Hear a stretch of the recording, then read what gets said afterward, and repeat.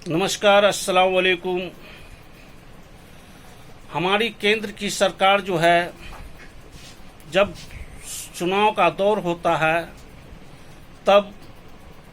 उस दौर में जो है वो हमारी जनता को मुद्दों से भटकाकर इलेक्शन करवाती है। वहाँ ज़्यादातर जो है उनके जो चुनाव एजेंडा होते हैं उसमें हिंदू मुसलमान मंदिर मस्जिद ऐसी चीज़ें होती हैं, लेकिन देश की जो खस्ता हालत है, देश की जो परेशानी है, देश की जो समस्या है, उस विषय पे हमारी सरकार जो है वो इलेक्शन नहीं लड़ती। हमारे देश के अंदर जो है महंगाई जो है पिछले 45 वर्षों का रिकॉर्ड तोड़ चुका है, लेकिन हमारी सरकार इस विषय पे कभी बात नहीं करती, ना ही इस विषय पे अपनी सरकार की जो है तरफ से जो है कोई समाधान जो हो उसके विषय पे बात करती है, ना ही महंगाई कम करने की बात करती है। सुरक्षा हमारे देश के लिए सबसे बड़ा सवाल आज के दौर में बना हुआ है। जो सरकार ये कहती थी कि हमारी सत्ता अगर होगी, हमारी सरकार अगर होगी तो एक सर के बदले 10 सर लाएंगे, लेकिन पुलवामा के अंदर इतनी बड़ी हादसा हो गई और आज तक पता नहीं चला। चीन जो हमें हमारी ज़मीन, हमारी देश की जो सीमा है उस पर गतिविधि बढ़ाए हुआ है और वहाँ जो है अपना हक दबा बना कर बैठा हुआ है, उस विषय पे हमारी सरकार जो है फेलियर है, उस विषय पे कुछ नहीं करती। हमारे देश के अंदर जो हमारी पहलवान बेटियां हैं वो आज अपने हक के लिए, अपने प्रतिष्ठा के लिए संघर्ष कर रही है, उस विषय पे हमारी सरकार कुछ नहीं बोलती। जबकि हमारी सरकार सत्ता में नहीं थी, सत्ता में आने से पहले उन्होंने वादा किया था कि हमारे देश के अंदर हमारी बेटियों का जो है, हमारी जब सत्ता आएगी तो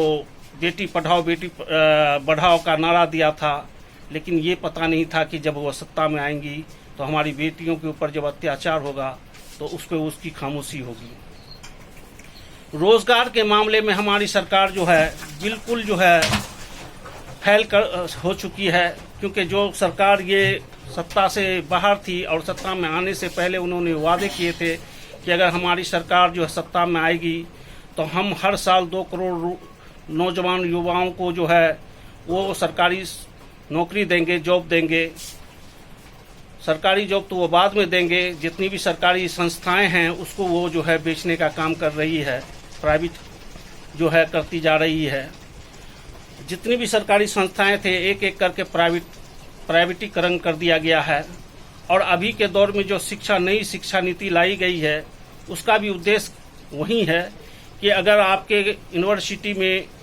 अगर 1000 से कम बच्चे होंगे तो आपको जो है से मतलब जो है से वही संस्था, वो इस स्कूल को बंद कर दिया जाएगा और प्राइवेट स्कूलों में जाके आपको जो है आपको पढ़ाई करनी होगी। हम ये कह सकते हैं कि हमारी सरकार जो है जिस चीज़ में फेल होती है उस चीज़ को प्राइवेटीकरण करना चाहती है, जो उससे नहीं संभल पा रही है तो इसलिए ऐसा करती है। अभी आप देख सकते हैं कि हमारे देश के अंदर जो है पढ़ाई की जो हालात है, हमारी सरकार को अच्छी तरह से पता है कि आज के दौर में भी बहुत ऐसे गांव हैं जहां स्कूल की कमी है, स्कूल नहीं है। जहां स्कूल है वहां सरकारी टीचरों की कमी है, और जहां स्कूल और टीचर की भी तो कमी तो है ही, साथ में जो वहां अच्छी फैसिलिटी नहीं है।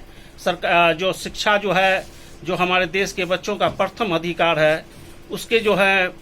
बजट जो है वो हमारी सरकार दे नहीं पाती है, जिसकी वजह से शिक्षा जो है बहुत चरमरा गई है। अगर हमारी सरकार जो है यहाँ से कदम उठानी चाहती है और आने वाले समय में वो चाहती है कि पूरे हिंदुस्तान की स्कूल जो है, सरकारी स्कूल है, उसको प्राइवेटीकरण कर दिया जाए ताकि उनके मित्रों का फायदा हो, तो ऐसा अगर होता है हमारे देश के अंदर, अगर सरकारी संस्थाएं, सरकारी स्कूल को अगर प्राइवेटीकरण कर दिया गया तो हमारे देश के जो 85% जो देशवासियों हैं उनके बच्चे जो है वो पढ़ाई नहीं कर पाएंगे। इस बात की फुल गारंटी है आने वाले समय में। ऐसे भी हमारे जो देश के जो बच्चे हैं, अच्छी फैसिलिटी, अच्छी जो है क्या कहते हैं, टीचरों की कमी और स्कूलों की कमी की वजह से जो हमारे देश के जो नौजवान हैं, जो गरीब भाई हैं, अपने बच्चों को ज़्यादातर नहीं पढ़ा पाते। अब जो थोड़ा बहुत पढ़ाना भी स्टार्ट किए हैं तो हमारी सरकार इस चीज़ को भी प्राइवेटीकरण करने की सोच रही है। स्वास्थ्य के मामले में हम कह सकते हैं कि हमारे देश के अंदर जो स्वास्थ्य है उसके मामले में आप जाके देख सकते हैं, किसी भी सरकारी हॉस्पिटल में आप अगर जाएंगे तो अगर एक तो हॉस्पिटल की हालात बहुत खस्ता है, और जहाँ हॉस्पिटल अगर है भी तो वहाँ दवाइयों की और डॉक्टरों की बहुत जो कमी है, उसे भी हमारी सरकार एक न एक दिन जो है प्राइवेटकरण कर देगी। ऐसा मुझे लगता है। अगर ऐसा हुआ तो मुझे नहीं लगता कि आने वाले समय में कोई भी सरकारी जॉब हमारे नौजवानों के लिए बचेगी। भ्रष्टाचार हमारे देश के अंदर तो यह इतनी चरम सीमा पे चढ़ गई है। जब हमारी सरकार सत्ता से बाहर थी तो वो कहती थी कि हमारी जब सरकार आएगी तो भ्रष्टाचार पर अंकुश लगाएंगे, लेकिन हमारे जो सरकार, वर्तमान सरकार, केंद्रीय सरकार है, उनके शासन में ही उनके जो प्रिय मित्र हैं वो सारे देश के पैसे ले लेके विदेशों में भागते जा रहे हैं, फिर भी हमारी सरकार जो है उस विषय पे कुछ नहीं बोलती। और हमारी जो मीडिया है इसका तो कहना ही मुश्किल,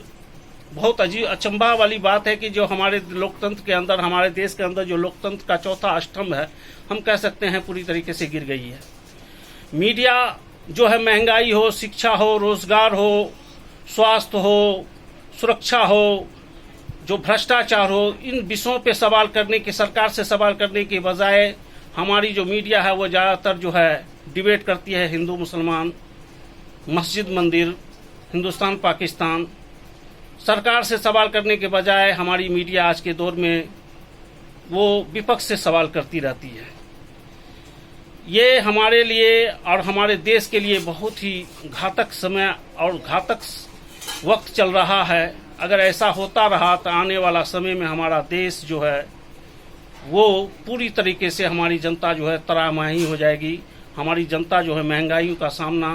करते करते ऐसा होगा कि एक दिन जो है हमारे देश की जनता जो है बेबस हो जाएगी। और जब तक हमारी जनता सहन शक्ति है वो सह रही है, जिस दिन उनको लगेगा कि अब जो है सीमा, कोई भी चीज, अगर बाढ़, किसी भी चीज का अगर बांध दिया जाए, बाढ़ का पानी हो, अगर उसको रोकने के लिए बांध दिया जाए, और जब वो बांध के अंदर जो पानी की सीमा होती है और सीमा जब पार होता है तो वो बांध को भी तोड़ देता है। अगर सरकार इस सब चीजों पे अगर कंट्रोल नहीं करती है तो एक समय ऐसा भी आएगा कि ये सारी सीमाएं हमारी जनता तोड़कर सरकार के विरुद्ध खड़ी हो जाएगी। मुझे तो पूरा यकीन है कि आने वाला समय 2024 में शायद, मुझे लगता है कि सरकार के विरुद्ध हमारी जनता तैयार है। धन्यवाद। अस्सलाम वालेकुम, नमस्कार।